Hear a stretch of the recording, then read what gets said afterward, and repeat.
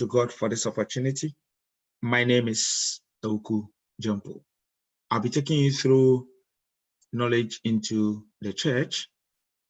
We have 4 areas to look at in this presentation.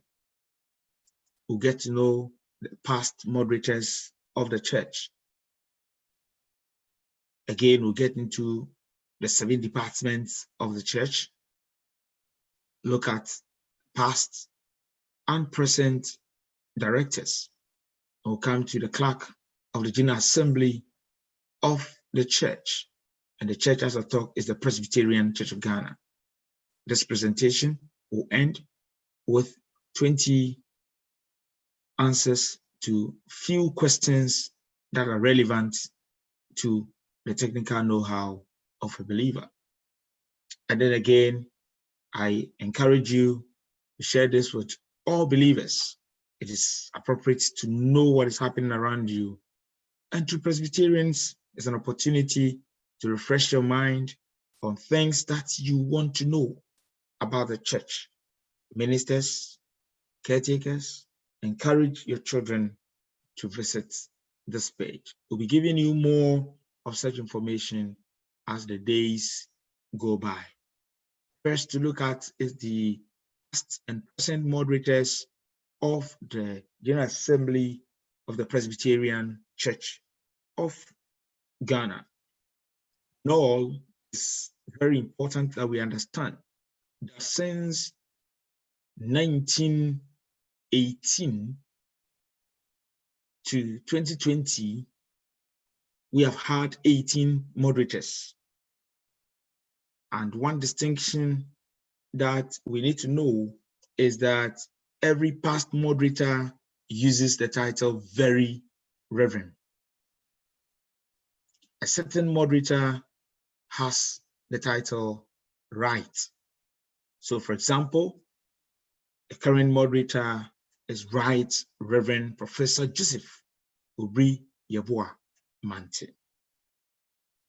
Papa Awuku-Gyampoh Mante was elected into office in the year 2018 at the General Assembly, which was the 18th General Assembly. As I speak now, Papa is in office and doing amazing things. The current moderator of the General Assembly or Representative of Ghana is Right Reverend Professor Joseph Awuku-Gyampoh Mante. He will serve for a maximum of 6 years. This time, we go into the back and come into the recent.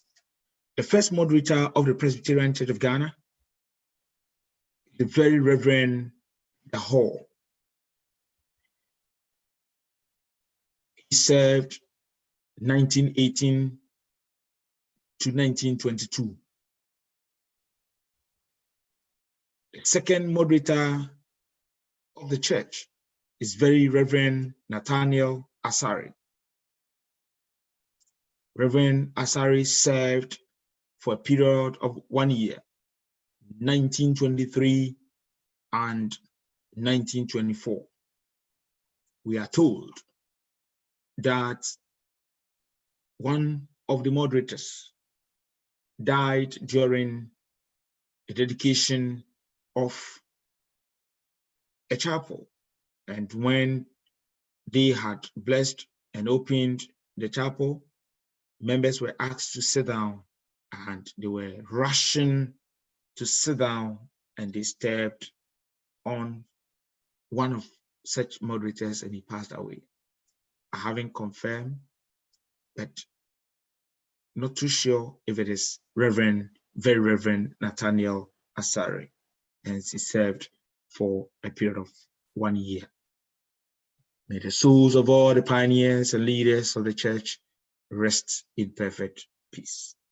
You may please confirm your source and also read more into the lives of the moderator. With time, I'll be bringing you the lives of the moderators if time will permit us. We have the third moderator of the Presbyterian Church, Very Reverend W.A. Corte. Very Reverend W.A. Corte, 1925 to 1929. The fourth moderator of the church, Very Reverend L.L. Richter. Reverend Richter served for a period of 1930 to 1931. We are not too sure of why he served for a year. We will breast you as and when we get the necessary information. We go to the fourth moderator, the fifth moderator of the Presbyterian. The fifth moderator is Very Reverend E.C. Martinson. Very Reverend Martinson served for a period between 1932 and 1938. Let's move to the sixth moderator of the church, Very Reverend S.S. Odonko. Very Reverend S.S. Odonko served 1939 to 1950. Per our calculation, Very Reverend S.S. Odonko might have been the longest serving moderator of the church. The record we have, source being the Presbyterian English Hymnary back cover, it gives us the indication that he served for 11 years. We will again search more and bring why he served for that longer period. Seventh moderator of the church is Very Reverend E.V. Esihene. He served between the period 1951 to 1954. It means that he served for a period of 3 years. The eighth moderator of the church, Very Reverend E. Max Dodu. Max Dodu. He served between the period 1955 and 1958. It also indicates a period of 3 years. The ninth moderator of the church, Very Reverend E.M.L. Jija. And just to add up to the history, if you go to Trinity Theological Seminary, one of the halls of such premier institution as far as theological education is concerned is named after the ninth moderator of the church. So Papa Ojija served between the year 1959 and 1966, a period of 7 years per our calculation. Again, we have the 10th moderator. The 10th moderator of the church is Papa Very Reverend J.K. Sintim Misa. Papa Sintim Misa, if you also consider, based on the fact that I brought you the earlier analysis, that we had one that served for a period of 11 years, we are also here to see Papa or Very Reverend Sintim Misa 7 between 1967 and 78.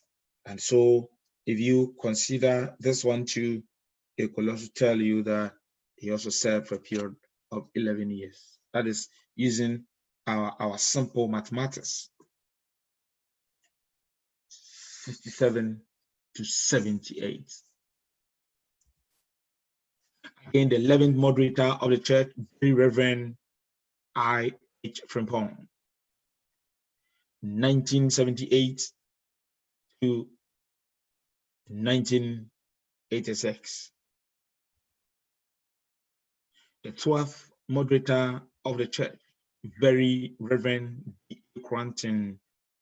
The Very Reverend D.A. Cranton served between the period 1986 to 1994. And I'm pretty sure you are calculating.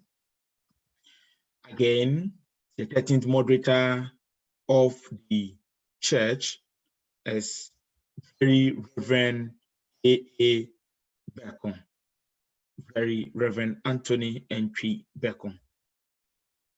The Very Reverend A. Beckham served the period 1994 and 1998. The 14th moderator of the church, Very Reverend Dr. Sam Prempeh.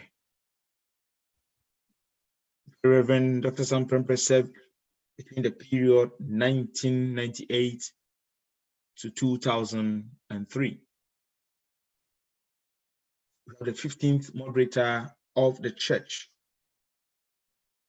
15th moderator is Very Reverend Dr. Yao Frimpong Manson.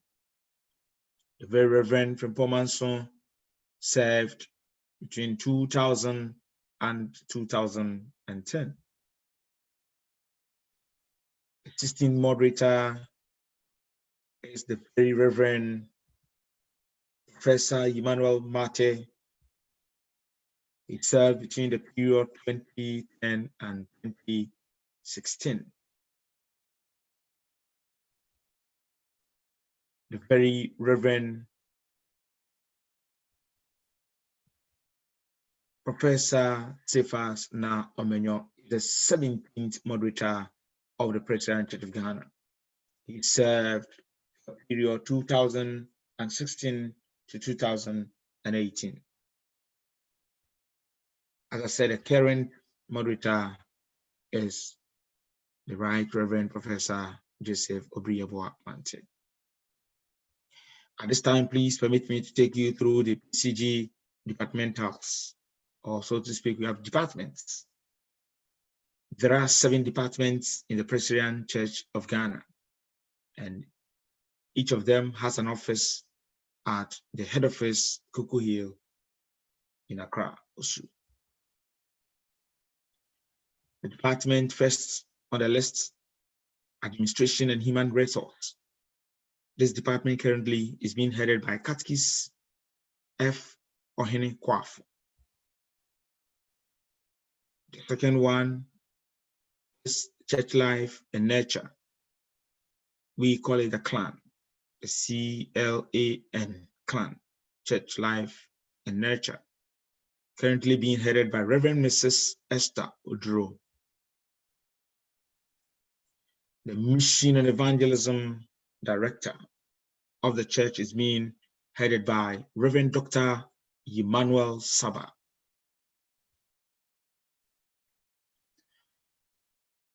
The Communal and Social Relations Office is also headed by Reverend E. Ni Ama Ashite.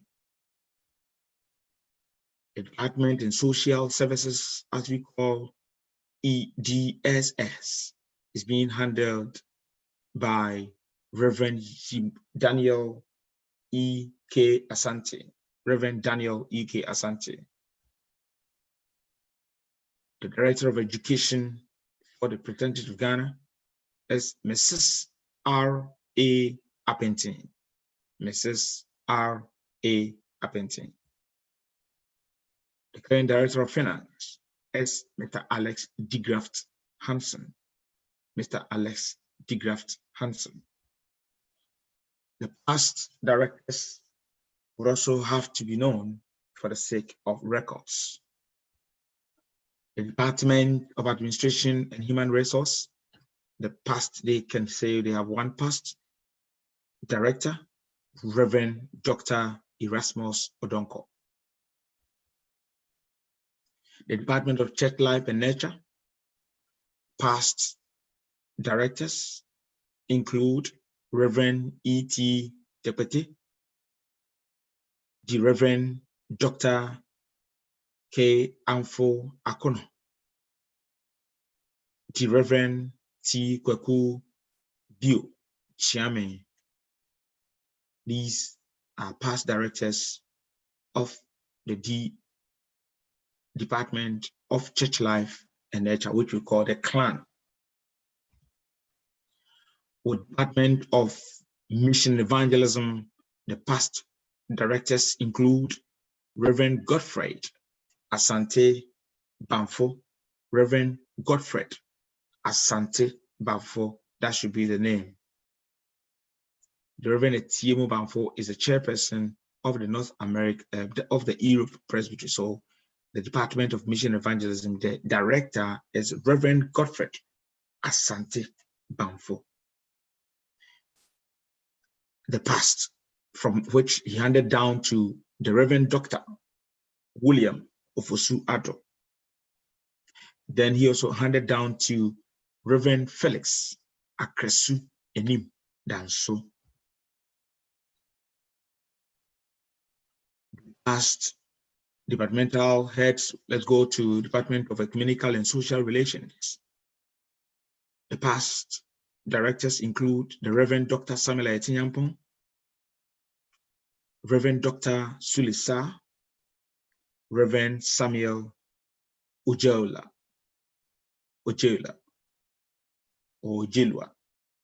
all right.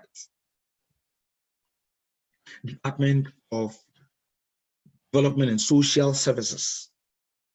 Past directors include Reverend Kwabena Yebuadua, Reverend Daniel Opon Reko, and Reverend Daniel Edmond Kofi Asante. Reverend Kofi Asante is a current director of DSS.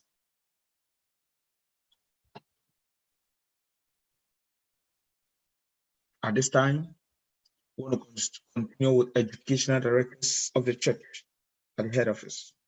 Past directors. One of past directors is Mrs. Esther Aqua, Reverend S.K. Mensah, who was one time the principal of the Premier Training College, Awuku-Gyampoh PTC, was one time the chairperson or the director of education. We have Mrs. Patience Atta Beji, also one time director of education. One of the directors of education, which must also be added, is Reverend Dr. Anochi Nkansa.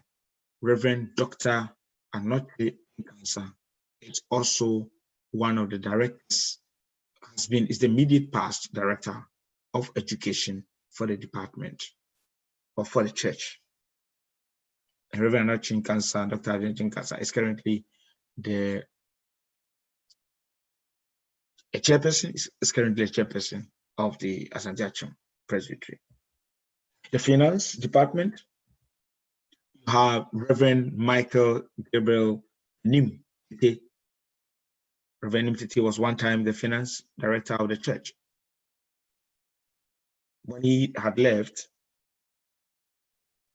we got Reverend Joseph Apiodei, who was also one time the director. Record shows that he acted. We have Mr. Richard Jesse Dinchra, also one time director of finance. Then we got another one, Albert Nyampong. I see Reverend there. I've not authenticated the source. So Albert Nyampong. We would have to confirm the title that came. Sometimes in writing and typing, it just picks them like that. Thank you so much. We want to talk about the past clerks and past and present clerks of the General Assembly of the Presbyterian Church of Ghana. For the sake of time, we couldn't work on the photos of the past clerks. The current clerk of the General Assembly, as you are aware, is the Reverend Dr. Ninoy Odonko. Reverend Dr. Ninoy Odonko is the current clerk of the General Assembly of the Presbyterian Church of Ghana. So now I'm going to pick it from 1918 and bring it down to 2019. Now, the first clerk of the General Assembly, or the clerk of the church, let me use the church because we have changed systems like changing from synod, General Assembly, and all that. So when I say the church, the Presbyterian Church, that'll be good for us.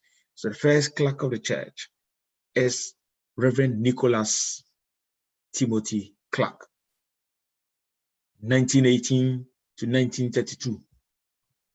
The second clerk the church has had Reverend D.E.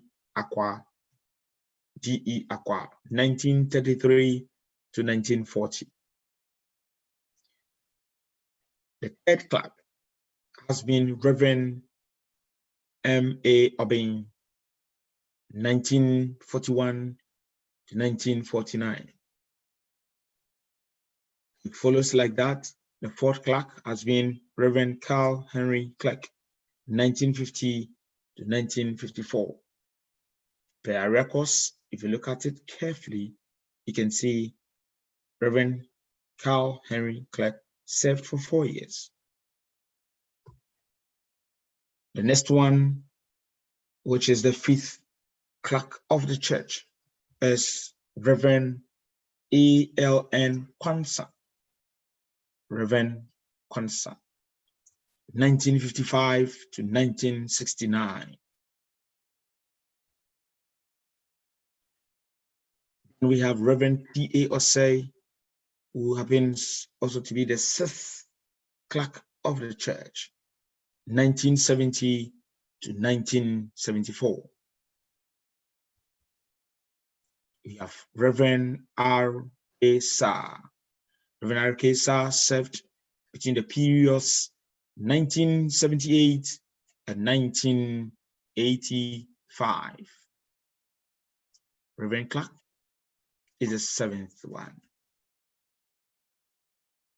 The eighth, ladies and gentlemen, the eighth of the position to mount the position of the clerk of the church is Reverend E.S. Matekojo.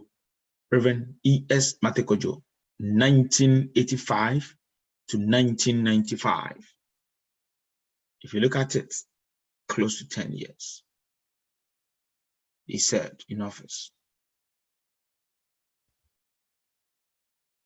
Then from there, we got a ninth of the clerks.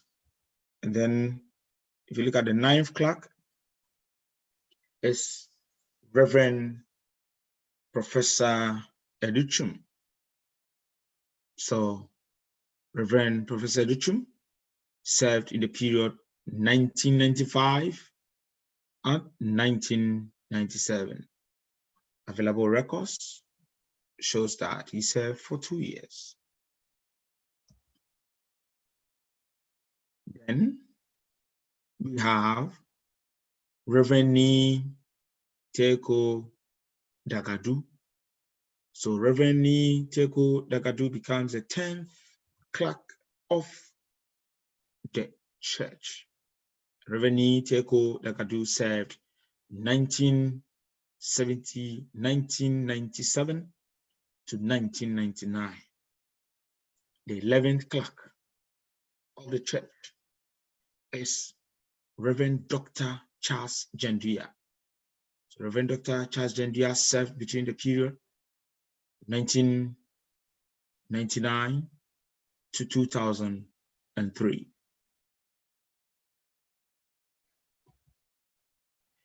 From there, we have Reverend Herbert Enim Upon.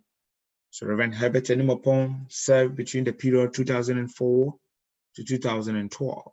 So he becomes the 12th clerk. The 13th clerk of the church is the Reverend Dr. Samuel Awuku-Gyampoh between the year 2012 to 2019. So currently the clerk is the Reverend Dr. Ninoy Odonko. People of God, before I end this segment, permit me to take you through a moment that I call quiz. A moment to bring your mind on few things, some of which will be what we've just gone through. The quiz is an extract from the special ministerial training paper that was written in the year 2019, November 16th. And this was part of the section B. So I picked 21 questions from the section B. So see how it looks like. If you want to write something like that. What the sixth commandment, you shall not kill, teaches a lesson on what? So in this one, if you don't take time, all that you do is that you just pick an answer like, oh, the sixth commandment, then you go, punishment for those who kill. So the question is, the sixth commandment, you shall not kill, you shall not kill. So this one, they have stated it for you, you shall not kill. So what does it teach us? If the Bible is telling us not to kill, then what does it tell us? A says that respect and fear of God. B, punishment for those who kill. Then C is respect for human life. And then you go to the next one, man being more valuable, as it has been selected by a student. Punishment for those who kill. Now, if the Bible says do not kill, then it teaches us to have respect for human life, because we cannot interpret the mind of God. No, but we can pick lessons from what God tells us. So why would God say, thou shalt not kill?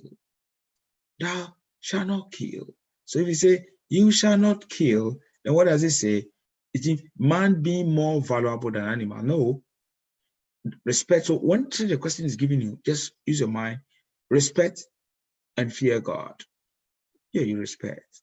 But as it relates to the killing, but we can say the respect for human life. If you respect your neighbor, you will not kill. You will not kill. But again, the same question, others will say that, why don't you pick something like respect and fear God? And this becomes where I've been telling people that for this question, all that they want from you is that they just want to see how smart you are, the ability to understand what they are asking of you. So if a question is asking you this way, how do you take this one? Do not kill. Fine. In other words, you are respecting God. So if you respect God, you will not kill a neighbor. So in all, the answer will be, you must have respect for human life. And that should be the answer and nothing else. And not punishment for those who kill. Punishment for those who kill will not be accepted in this circumstance. Now, let's go to the next one. Muslims face the east when praying because, so when they face the east, what do they say? The A says that they believe that Allah is in the east. No. The sun rises from the east. If it does it mean that is why they pray facing the east? What does it say? When Muslims face the east in praying, it means that it is a position of the Kaaba. It is the position of the Kaaba. And this one, indeed, I will accept this as an answer. The position of the Kaaba is accepted. Now, the question says, who was the 16th moderator? And I'm pretty sure, as I took you through, the very Right Reverend Professor Awuku-Gyampoh is the 18th. Then the 17th will go to Right Very Reverend Omenyo. Then the 17th, the 16th will go to Very Reverend Emmanuel Professor Mate. And so he becomes the 16th. Very Reverend Professor Emmanuel Mate becomes the 16th moderator. Reverend Peter Hall, you should understand that Papa Peter Hall is the first. And again, moving backward, if this is 16, that's 15, then Papa Frimpong Sam Prempe should be the 14th. And then if you go to SS Odonko, then I'm sure 4th or 5th. That should be able to give you the answer. So whilst you're solving the questions, you must endeavor to relate the answers. If you don't relate the answers, it becomes difficult when you meet the answer anywhere. So once you meet one question, you try to line. I know you might have been, again, going back and forth to see whether the answers that you gave are all correct. You're doing very well. And so keep it up.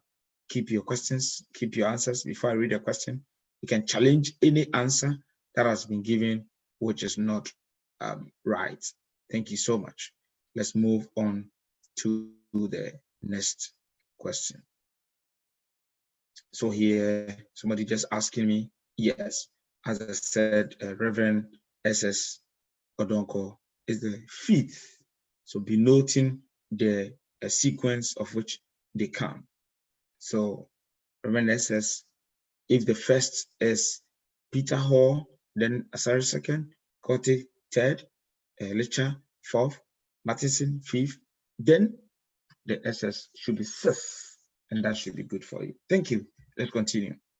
Are you okay? All right, let's continue. Let's look at 2 of the questions here.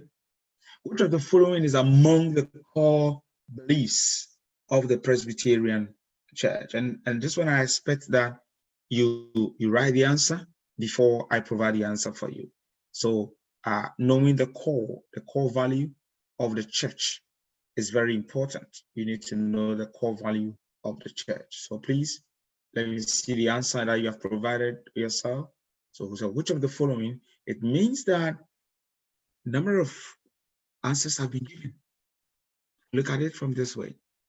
Priesthood of all believers, government in the hands of the local church, divine revelation given through the moderator is just as important as the scriptures. Then the last one said, God is not the final authority in all matters. But the question now stands to be, which of the following is among the core beliefs of the Presbyterian Church? The core beliefs of the Presbyterian Church, I would say, is the A, priesthood of all believers. Priesthood of all believers. We are royal priesthood, a holy nation called from darkness to light. All right. Now let's go to the next question. What is a pentagon? What is a pentagon? And this is where I know students will begin asking, why are they asking us this question over here? A pentagon.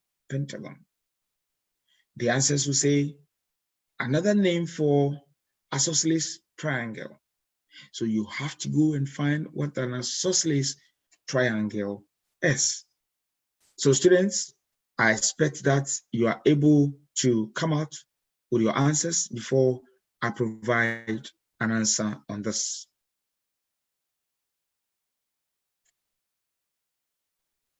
The best way to solve this is to begin to wonder and ask yourself a few questions before you are able to come here. So I'm pretty sure you begin to ask yourself, What is an isosceles triangle? That should be the first question. What is an isosceles triangle? Isosceles triangle. So once you begin to understand what an isosceles triangle is, you must know that isosceles triangle has 3 sides. And so just by that, it cancels the fact that that is taken as an answer, because an isosceles triangle will have 2 of the sides equal.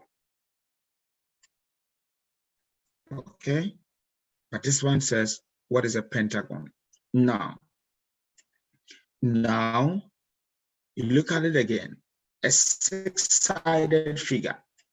So we have 5-sided figure, and then we have a 6-sided figure. So what is a 6-sided figure? Yes, okay, thank you. So a 6-sided figure, will be a polygon. A polygon, a 6-sided polygon will be what? Hexagon. 6, hexagon. Okay, so when we say that a 6-sided polygon will also be a hexagon. So hexagon, a 5-sided shape called pentagon. Okay, so when you have a 5-sided shape, it is called a pentagon, and a 6-sided is called hexagon. A 7-sided will be called, yes, you want me to tell you, a 6-sided. So a 7-sided will be what? That should be heptagon. Anyway, how about 8-sided? How about 8-sided shape? 8-sided figure will be what? Octagon. Okay, so today our answer for what is a pentagon would be a 5-sided. So 5-sided is what? Pentagon. Then we move to what? Hexagon. 6. Then we move to what? Heptagon. 7. Then we move to what? 8 is what? Octagon. All right, thank you. Let's move to the next one. The person who is sincere and upright is always said to be what? So if the person is, this is an English phrase. So you just begin to ask yourself a few questions whenever this comes. So you ask yourself, who is a generous person? In other words, the person is able to share, right? Okay. How about someone who tolerates? A tolerant person. So if the person is so tolerant, does that have anything to do with a sincere and upright person? No. How about grateful? If somebody is grateful, yes, it can be that the person is sincere, fine. But looking at all the answers given us, honest or honesty will fit into this answer. So when we say somebody is honest, what comes into your mind? And that is the question I expect that you please answer with honesty. So when we say somebody is honest, the person is free from deceit, the person is truthful, and the person is sincere. And so a person who is sincere and upright in every ways is said to be what? Honest. So I'll go for that one as the answer, because I wouldn't accept tolerance as the answer here. Because if someone is tolerant, or that a person has the ability to cope with others' opinion, regardless of how it comes by. So I won't take tolerance for an answer. I can see answers like gratefulness, and how will I accept gratefulness here? If someone is grateful, it's shown, like kind of the person is showing the feeling, showing an appreciation of something that has been done by another person or has been received by him or her. And so the person in returns or in response shows that kind of expresses that kind of gratitude to the person. If we say somebody is generous, it can also mean that the person gives alms. And so the right answer here, with all standard, is what I've taken today to be honesty. So you can see that right from there, just by this, we have also gotten knowledge about few words. You are building your vocabulary. So if somebody generous, ready to give, you can give money. You can give anything that you feel like giving. The Bible encourages us to be generous towards our neighbors and towards the poor, especially in our community. Let's go to the next one. The quiz is still here. Who is the current Minister for Energy in Ghana? The current Energy Minister. That's Honorable John Peter Amewu is the current Energy Minister in Ghana. Some of these questions do change, and so you must always be abreast with ministerial appointment and changes that come along the line. Question number 8. Which senior high school placed second in the 2019 National Maths and Science Quiz, previously called the Brilliant Maths and Science Quiz? It was clear that Presec Legon placed second. We were hands down praying earnestly that they take the first position, but it came second. And so it's also good. We say more grace to the Ayables. Presec, we're doing good, and we are proud of you. We are very proud of you. Okay. Where are we going now? We have some abbreviations, and our duty is to explain them. Our duty will be to explain such abbreviations. So we have abbreviation like, so the question says that in the world of media, what do these acronyms stand for? So the question has been so specific, giving us the keyword media. So if you know any other word that you can use or any other words that can be used for the acronyms here, they must be in line with media. Now, BBC, what is the meaning? British Broadcasting Corporation. CNN, Cable News Network. GBC, Ghana Broadcasting Corporation. FM, frequency modulation. This should be a sample for you. It is also appropriate that anyone wishing to write any ministerial examination must work around this area, use this period to read more into that, get them in other fields like health services, NHIS, and all the others. What do they mean? Try to understand them, because if you are not in the circle, sometimes it becomes difficult to make way out in these areas. Let's go to the next quiz.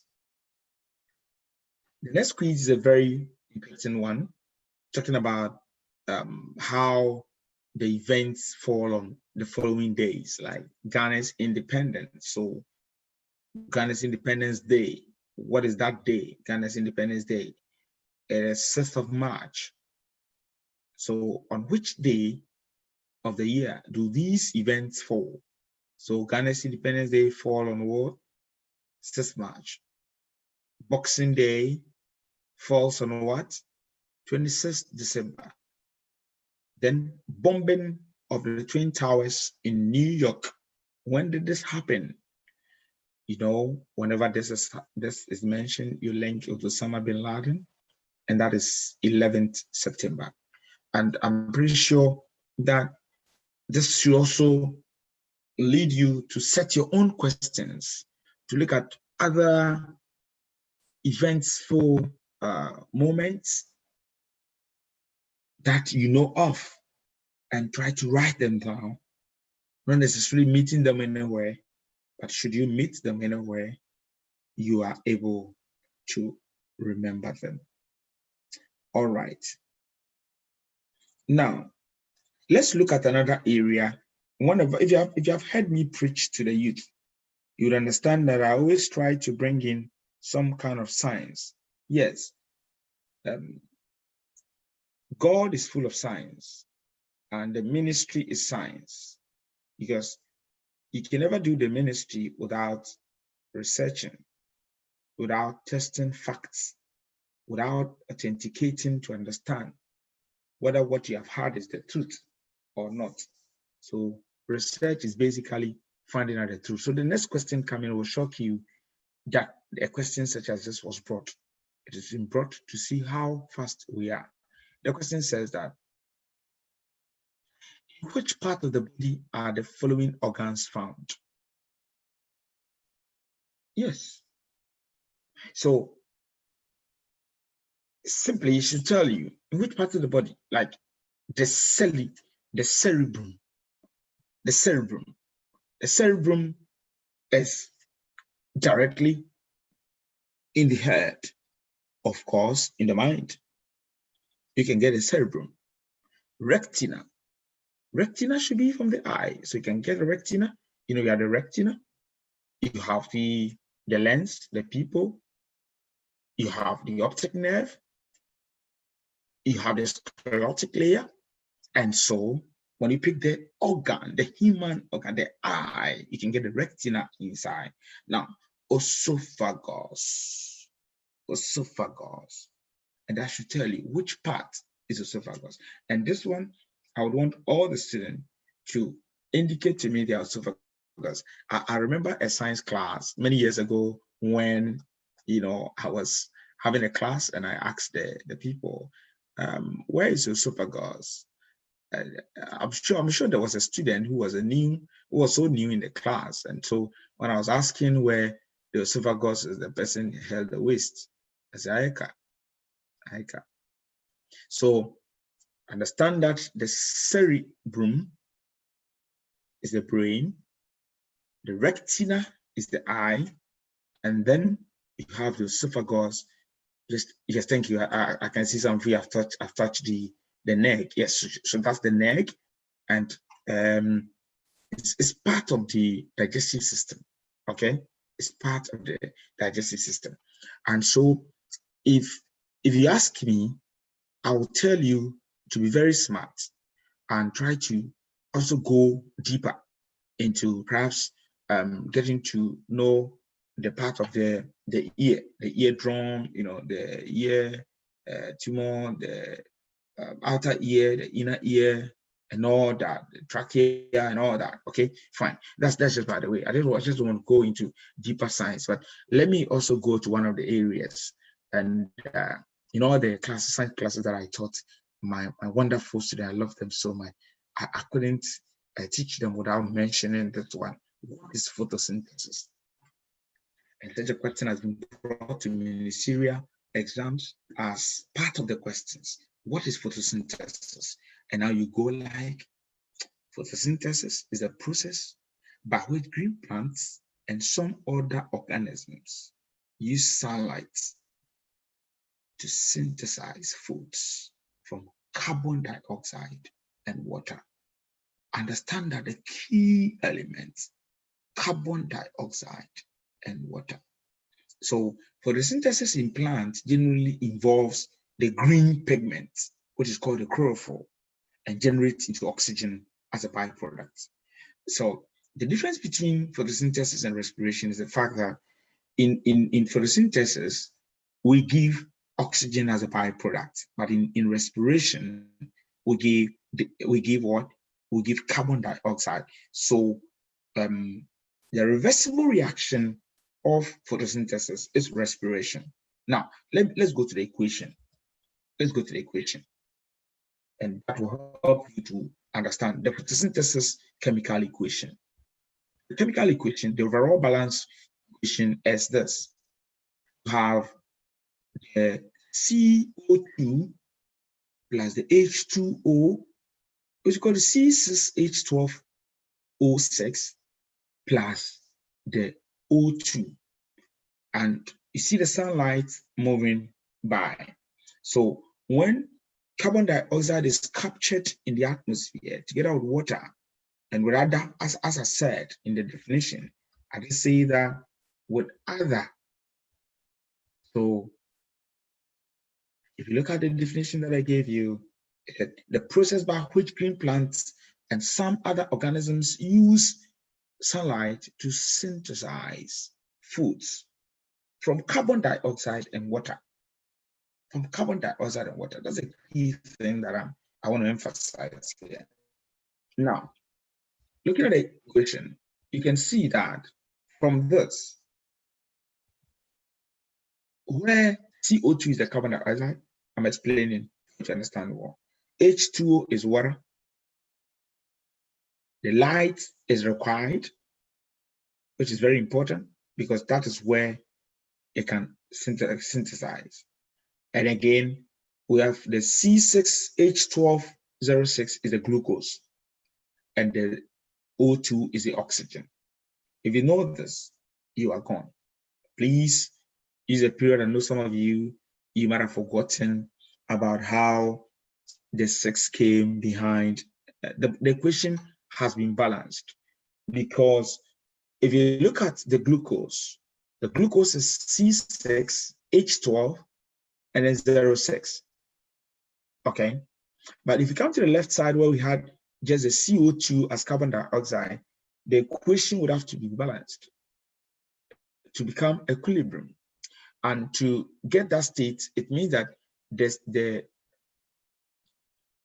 equation on the right side must have the same number of molecules to that one on the left. And so if C here is 6 as C6H12 and then O6, what do you mean? Let me bring the pointer and let you understand. I know some of you begin to shake your head and ask me, also, what are you talking about? Now, I mean to say that if you pick this one, this is a standard equation for glucose, and there's nothing we can change about that. But if you look at this side, the CO2 is carbon dioxide.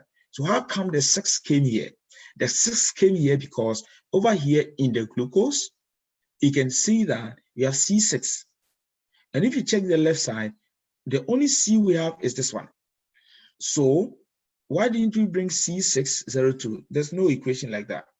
So the 6 should be brought behind. Once the 6 comes behind, it means that you have C to be 6, and then the O, which is the oxygen, to be just 2 here. So 2 by 6 is what? It's 12. So the O2 has become 12 here. Now let's see what happens here. Now, if you look at this one, you can also see that the O2 is 6 here, but there's 2 here, so it's also 12. Okay? All right. Now, if you come here again, come to this side, you can see that the H is also H2O, the standard equation for water. How come that there is 6 behind or in front, as you want to say it? The 6 is here because if you look at this one, you have H12, and so you need to balance it. That is why we picked the 6, brought the 6 here, brought the 6 here. So what has been brought here in this equation is 6 here, 6 here. That's the only thing. So that the equation will be balanced. Then 6 was also brought here to make the oxygen also 6. Fine. Because we are not doing chemistry, it's going to be a bit difficult for me to take you through all that. And some people would ask, how do we get H2O? You know, oxygen, okay, happens to be the eighth element, and hydrogen is one.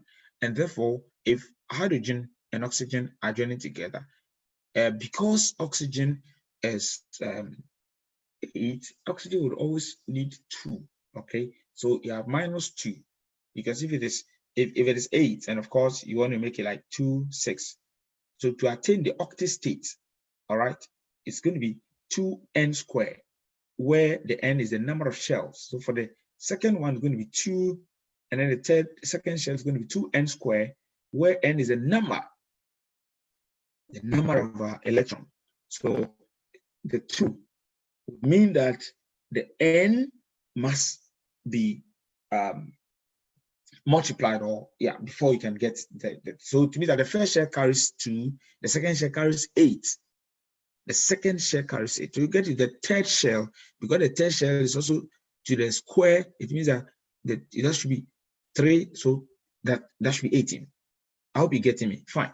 This is just to let you know how it came, but I may have to prepare for you to take you through. But those of you who did a little bit of integrated science and that you understand me, hydrogen, lithium, how you lifted Benjamin Boron could not overcome foreign nitrogen, so malicious, all silly people sell charcoal, potassium. So teacher, there's a charities matter if comfort sleep come to the zinc, that we can say the first 20, the first 30 elements like that and go. I encourage you. Science is beautiful. Science is sweet.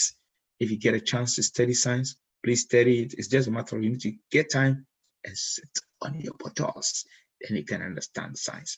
All right. Thank you, and let's continue. Thank you, PCG, for bringing this question.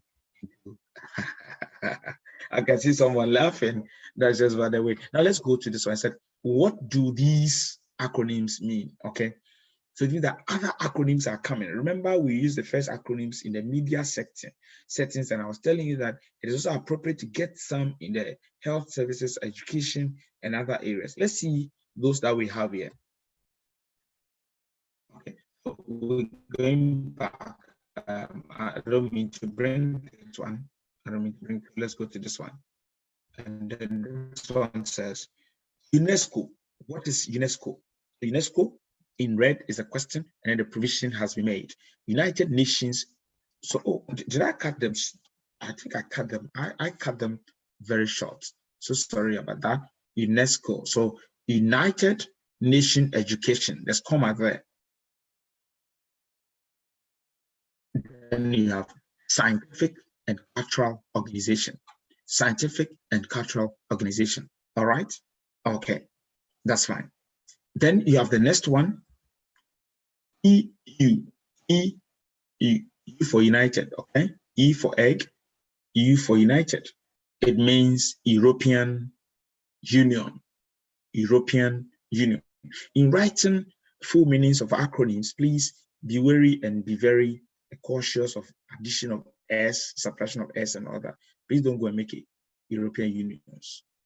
As it is, that is how it stands for, European Union. Thank you. Next one is NATO. You know NATO? I will link this one to North Atlantic Treaty. North Atlantic Treaty. Indeed, you have to have organization because of the NATO, right? So that's NATO means North Atlantic Treaty Organization. All right. Now, again, let's go to the next one, which is ECOWAS. If my memory is linking me correctly, then I'm told the president of Ghana is the new ECOWAS president. Please confirm your facts. I think I read somewhere that the current president of ECOWAS is the president of Ghana, Nana Addo Dankwa Akufo-Addo. Please check to confirm this fact. Now, and this video is made today per Australian time. That's why if you are watching it sometime later, you understand when I say I gathered it. Today is 18th of September in Australia here. 18th September 2020. So anytime you listen, please check your facts to confirm, especially with positions that people hold. Now, ECOWAS means Economic Community of what? West Africa. ECOWAS, there's an S there. Economic Community of West African States. This one, there's an S. Okay, let me move quickly to the next question. You can see from the screen I brought some, what do you see there? I brought some fruits there. Why the need for us to refer there? Okay, now look at a question like this. What is the Silicon Valley of United States of America famous for? So the Silicon Valley, reading and research show that they are into computers and trying to get into the digitalization very well. Now they're doing very well. Research show that they are not for textiles, they are not for industry, they are not for tourism, but they are for electronics. Electronics. So here, electronics becomes the answer. Now, which of the following countries is divided into largest number of times? Talk about Russia. So we're talking about time zone. Look at Russia. Look at Canada. No. One, if I not France, if you want to look at one of the countries that has kind of divided a time zone into so many parts, then I want to tell you that it is the United States of America. The United States of America has divided the time into so many. You have the Eastern Standard Time, which is so obvious. Name them again, and I expect that you try to bring some yourself. You have the Central Coast. You have the West Coast, which is the Pacific Standard. You have the Mountain Time. You can get the EST. You can get the Alaska. You can also get the HST. You can also go the Samoa Standard Time, Samoa, or you can get the UCT plus 10. So we've got a lot of them. So the answer here can, yes, will mean it is the United States. So which of the following countries is divided into largest number of time zone? And that is the United States of America. You can have 1, 2, 3, 4, 5, 6, 7, 8, 9. Almost 9 kind of. Now, the question that brought the diagram here, night blindness is caused by the deficiency of night blindness is caused by the deficiency of what?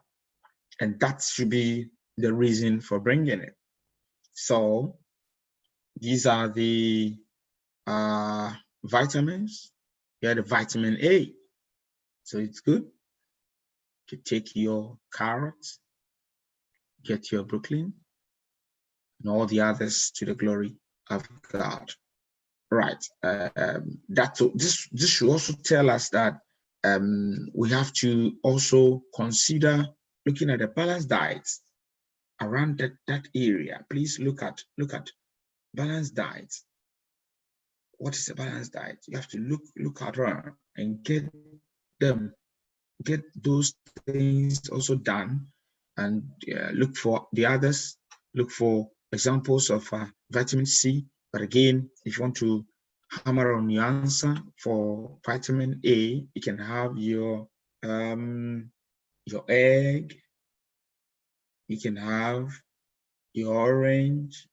You can have your vegetables and your fruits, and broccoli, your spinach, all the greeny, dark kind of leaves will also help you. And it's also appropriate that, well, because I'm handling it, let me just quickly take you through. Somebody also asked, so what is it around the vitamin C, or perhaps maybe the vitamin B? So in your own time, you can also check the vitamin B. It's also very important. You can get the vitamin B sometimes in a banana and the others. You're making me recall all the things that I did many years ago. For instance, if you have vitamin B, B6, as I was saying, B6 can also help to reduce depression. It's also very important that you understand that it can reduce depression. It can promote the brain health. Yes, it's very important. We'll be ready to prevent decline in brain function and all the others. Let me not take the words of my health personnel. It can also prevent vitamin B6, can also prevent anemia. Vitamin B6 is also very good. What we will do is that research has showed that some of the high doses of vitamin B may be causing anxiety. So if you're taking any medication that has B6 high, it can also have this kind of anxiety and associated nuances. Again, if you have this vitamin B6, it can also help in the treatment of nausea, of course, during pregnancies where you feel so nauseous, you feel like you want to throw and all that. It's important that a B6 supplement in dose of almost about 30 to 75 mg per day, which is used for effective treatment of all nausea and, or vomiting issues of pregnancies. Well, just to brush through, please do the other research yourself. And again, we are even told that it even prevents cancer, kind of. Please authenticate your facts and make sure that you read a little bit around it. I'm just taking my time to make sure that we use one stone to kill a lot of birds. So examples of vitamin B6, you can have your avocado, as we call it here, your salmon. You can have your banana, and few others, that you can even your chicken. You can have them there, and all that. Good. Please find out more about that to be sure. Always don't use one source. Try to get about 2-3 sources to pull your facts together. All right. Quickly to talk about the vitamin C. So what does vitamin C also do? And I'm pretty sure most of you are very familiar and you are too good and you know what the vitamin C is good for. Because the vitamin C is good, and it's also known as the kind of having this acid, and has several important functions, helping to make sure the cells are projected very well. And again, it keeps you healthy. It helps you to maintain your skin. Yeah, blood vessels also move very well. Then again, the bones and the cartilage. So please read about that. And I know most of our women are very good in using vitamin C, which they keep telling us is good. Use proper one, and it will help you keep your skin very nice. Yeah. Okay, that's fine. I'm sure that can take us to the end of it. What do I do again? So maybe the examples of the food you want to talk about. Let's see. Pepper has vitamin C, strawberry, vitamin C, broccoli has vitamin C, potato has vitamin C, and others. Okay. All right. So how about the vitamin D? Then we go quickly. How about vitamin D? Because once it comes, you have to look at the vitamin D. Vitamin D, you can get some in mushroom, salmon, tuna. Okay. It's good to be taking some of those things. All right. Good. Sure. And so once you get the vitamin D, then that should be enough for you. Sometimes you can ask yourself, what must you take? If you want to take any supplement, food supplement, please see a physician, and that would be good, because we have individual cases, and I wouldn't recommend any food supplement for you. But please do see, because you're able to have that. Vitamin D deficiency may lead to loss of bone strength or bone density. And if you have a challenge with the bone, please check the vitamin D that is there. Severe vitamin D deficiency can also lead to other diseases.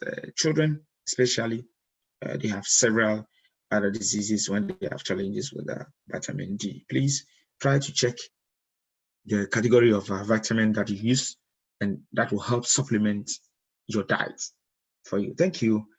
Today you have taken me to social life, or maybe life skills class, talking about that, but that's all fine.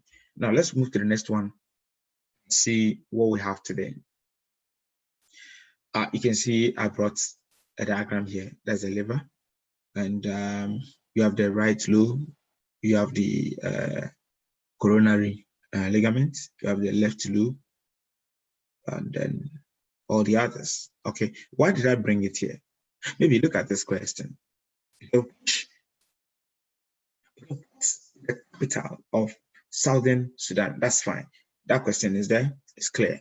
But why I brought this one will be the last question. I'll handle that one at the last part. Okay. So the capital of Southern Sudan is where? Juba. Okay. Diabetes is caused by malfunction of what? Is the liver. When the liver is not functioning well, you get diabetes. Okay. Why? Because I tried to bring some explanation beneath here that one of the liver's numerous function is regulation. Okay. And it regulates the blood sugar. But if there's fat in the liver, it makes the organ lose the responsive insulin. So whilst it loses the responsive insulin, it can function. So it can circulate the blood sugar again. Okay. Now, diabetes is also being recognized as digestive or dietary disorder. So check your diet and check the pattern when you have breakfast, when you have lunch, when you have supper, and eat appropriately and on time. Now, I will bring in the presentation to an end pretty soon. WikiLeaks, who is he? So the founder of the much publicized WikiLeaks is who? And you can see there have been several news around WikiLeaks. WikiLeaks is the Wikipedia, where you can also go. WikiLeaks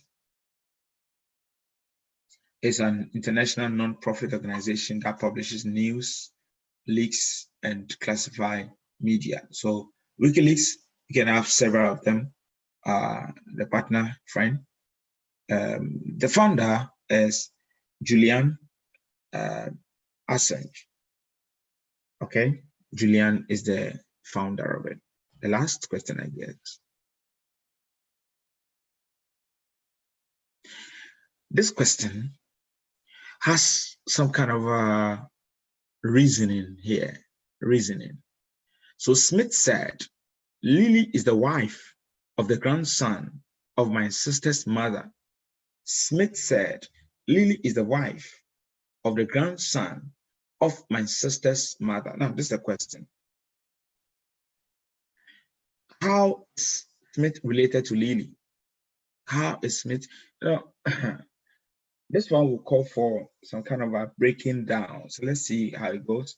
The solution will be like, my sister's mother is my mother. Okay. My sister's mother is my. So my mother is whom we are talking about here. Smith said, Lily is the wife of the grandson of my sister's mother. So who is my sister's mother? My sister's mother is my mother. My mother's grandson is my son. Because my mother's son is a brother. And so my mother's grandson is my son. Therefore, my sister's son is my son. So let's go back to the question. Smith said, Lily is the wife of the grandson of my sister's mother. Let's go again. Therefore, the I. How is Smith related to Lily? How is Smith related to Lily? So here, father-in-law to Lily. Anyway, these are questions that the elderly, people call reasoning. You put your thinking cap on and you try to jot the I's and cross the T's to come into that. I'll go for father-in-law. How about you? Okay, let me give you an assignment. Go over again and see whether you see through the mirror, which I do see through. Thank you so much for your time. Thank you so much for the opportunity. And we do appreciate you so much for all that you have done. If you have any question, you can drop it beneath the chat, or you can go and then send us email. Okay? pcgnaap@gmail.com. Okay? It's just like this. pcgnaap@gmail.com. pcgnaap@gmail.com. My name is Reverend Awuku-Gyampoh. God bless you. You can search us www.awuku-gyampoh.me. You have few articles there. You can read it.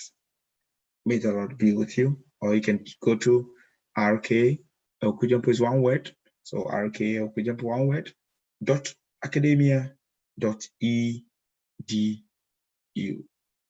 Until then, it is bye-bye for now. It is my prayer that all that we have heard will put them into practice. Wishing you all the best. See you again next week as I bring the next segment to you. Thank you so much.